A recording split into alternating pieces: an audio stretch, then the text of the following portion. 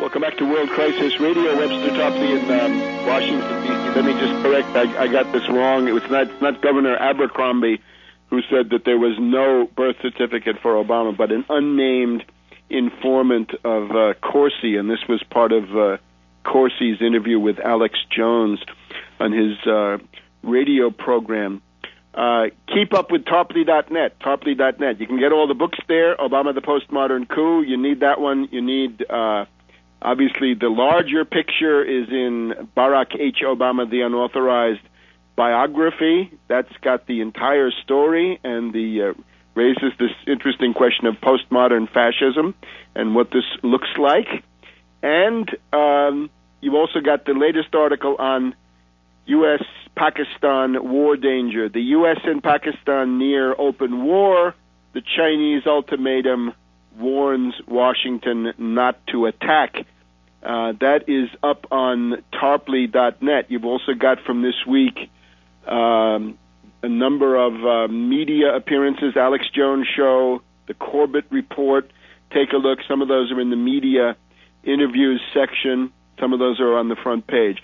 This article concerning the Pakistan war danger, that's obviously very urgent. I put out a call to volunteers who have done translation work in the past to translate it. So far, we have it translated into German, into French, into Polish, into Czech, into Italian, and we believe we will have it in Russian fairly soon. But others in those languages, we have... take a look. Go to Tarpley.net. Take a look at the list of languages on the left column, and if you've received a request, please do answer me whether you can do it or not. If you can't do it, I understand perfectly, but then I can put out the call maybe next week to try to get it done in those languages.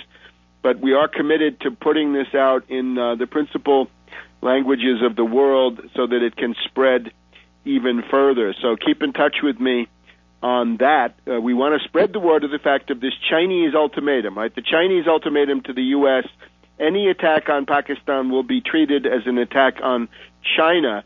That ultimatum, I believe, thanks to my article, which is, I think it's up on 60 to 70,000 websites around the world, starting with some of the larger ones in Pakistan. That is now broken through in the, I guess, the right-wing blogosphere in the U.S., places like Hot Air, which is a right-wing, perhaps reactionary site. They've talked about now the existence of this ultimatum, which I think the U.S. media were trying very hard to hide.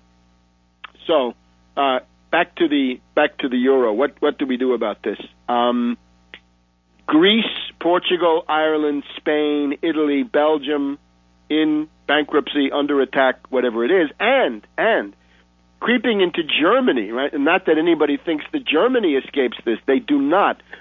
4 federal states of Germany, 4 Bundesländer, Bremen, Berlin, Schleswig-Holstein, and Saarland. And those are not the poorest, needless to say. Those are not the poorest in Germany. But they're also approaching bankruptcy. So this is a depression. Treat it as a depression, not specifically a crisis of the euro, except to the degree that the U.S.-British speculative attack using credit default swaps comes in and makes it appear for the moment as a crisis of the euro. It's really more a crisis of the dollar than the euro. Now, what are you going to do about it? Well, as I've said before, you break up the euro. A chaotic breakup of the euro is a catastrophe, and that is what is being proposed. The Anglo-Americans are attacking the euro, and I hear voices saying, let's capitulate. Let's surrender. Let's run for cover. Let's skedaddle. Let's run away from that fight. Let's let the Anglo-Americans break up the euro in absolute chaos. And then we know the scenario. Suppose you go back to the drachma. What will happen to the drachma? The drachma will be driven down to the center of the earth by speculation, by credit default swaps. The Greeks will then get what? They will get hyperinflation. That'll be nice for a while as the debts are more or less destroyed. But most of what they owe is, of course, denominated in other currencies anyway. What they've borrowed in euros. So you're talking about hyperinflationary depression. You're talking about an austerity that will be done, in this case, through the collapse of the of the currency that will cause genocide in Greece. So go back to the drachma, you get genocide in Greece. Nice stuff. How about the other countries that might be doing somewhat better? How about, the Dutch florin? How about the D-mark? I guess it comes down to this. How about the German mark? What's going to happen to them? Well, as Helmut Schmidt and anybody with a brain have said, and you can see, the same speculators that will drive the drachma down to the center of the earth will drive the German mark up into interstellar, intergalactic space. You will have a deflation beyond your wildest dreams. If you owe 10 euros on your credit card, you will be working 3 lifetimes to pay that back after this deflation, after this upvaluation of the German mark. One of the byproducts of this, the German exports, which have been doing reasonably well lately, although let's not kid ourselves, unemployment remains very high in Germany and the economy is depressed. Don't kid yourself. But if you let the D-mark go up like that, then all the export markets, carefully cultivated, will be lost. German exports will be shut out of the world. Now, therefore, what you have to understand is something has changed since the euro was inaugurated, right? The euro going back about 10 years now.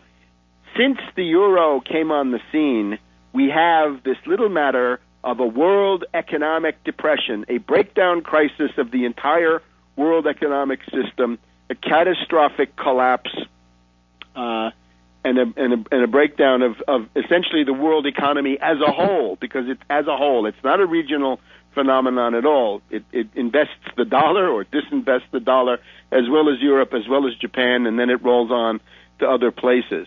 And if you think that the German economy is healthy, look at the German unemployment statistics and look at these very, very high levels of unemployment. And this, by the way, this goes for Europe in general. In the EU 27, the entire European Union, 23 million unemployed. In the Euro 17, 16 million unemployed. So it's about 10% officially across Europe. So Spain, 21% jobless, Lithuania, 17%, Latvia, 17%. Those are the ones that are worse off. So there's a depression. And the problem is, even if you did have the drachma, even if you did have the D-mark, you would then, in order to survive, have to fight speculation. Smash speculation. This is the point. No matter what monetary arrangement you have, speculators and hedge funds will try to attack it. So why not defend a line with a fairly powerful currency, or what could be a powerful currency, with a significant economic base, rather than trying to do it at the level of Luxembourg and Liechtenstein and these small countries that will never be able to stand up to J.P. Morgan Chase. Back in a minute.